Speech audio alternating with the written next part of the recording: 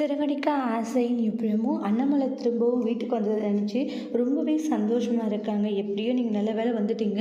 எனக்கு இப்போ தான் மனசுக்கே ஒரு மாதிரி சந்தோஷமாக இருக்குன்றாங்க.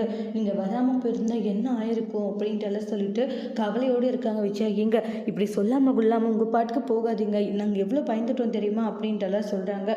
சரி விஜயா, இப்போ எதுக்கு நீ இப்படி ஃபீல் பண்ணிகிட்ருக்க? பின்ன ஃபீல் பண்ணாத எப்படிங்க இருப்பாங்கன்றாங்க. எனக்கு எவ்வளோ கஷ்டமாக இருந்துச்சு தெரியுமா?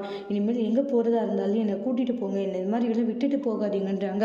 அதெல்லாம் என்னால் தாங்கிக்கவே முடியாதுன்றாங்க. இந்த மாதிரி நீங்கள் என்னை விட்டுட்டு போனது எனக்கு எவ்வளோ கஷ்டமாயிடுச்சு தெரியுமான்றாங்க. அதெல்லாம் ஒன்றும் இல்லைன்னு கூடவே வந்து மனோஜ் கிட்ட வந்து அதை சைன் வாங்கிட்டு வான் பண்ணிட்டு போனாங்க. திரும்ப அவங்க வராங்க, அதை பார்த்துட்டு ஷாக் ஆகுறாங்க. இவங்க என்ன திரும்ப வந்திருக்காங்க, நான் தான் கூட்டிகிட்டு வந்தேன் அப்படின்ற மாதிரி அண்ணாமலை சொல்கிறாங்க. முத்துவுக்கு சரி வீட்டில் இருக்கிறவங்களுக்கு சரி ஒன்றுமே புரியல. அப்பா என்னப்பா சொல்கிறீங்க? எல்லா காரணத்தோடு கூட்டிகிட்டு வந்திருக்கேன், எல்லாருக்கிட்டே ஒரு முக்கியமான விஷயத்தை பற்றி பேசணும், அதுக்காக தான்றாங்க. முக்கியமான விஷயமாப்பா, என்ன விஷயம்ன்றாங்க. டி சொல்ல தானே போகிறேன், அதுக்குள்ளே என்னென்ன அவசரம்ன்றாங்க. எல்லாம் முதல்ல உட்காருங்க, நான் அதை சொல்கிறேன் அப்படின்ற மாதிரி சொல்லுவாங்க. முத்து ஒரு பக்கமும் விஜய் ஒரு பக்கமும் எல்லாம் ஆளாளுக்கு பதட்டமாக இருக்காங்க.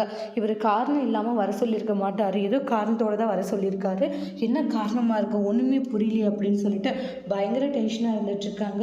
அடுத்து வரக்கூடிய ப்ரெமோவில் அண்ணாமலையுடைய காரணம் என்ன, எதனால் வந்து அவங்கள வர வச்சுருக்காங்க, மறுபடியும் அண்ணாமலை வேறு ஏதாச்சும் ஒரு முடிவு எடுக்க போகிறாங்களா அப்படின்றத அடுத்தடுத்து வரக்கூடிய ப்ரெமோவில் வெயிட் பண்ணி பார்க்கலாம். இந்த வீடியோ உங்களுக்கு பிடிச்சிருந்தா லைக் பண்ணுங்கள், கமெண்ட் பண்ணுங்கள், ஷேர் பண்ணுங்கள்.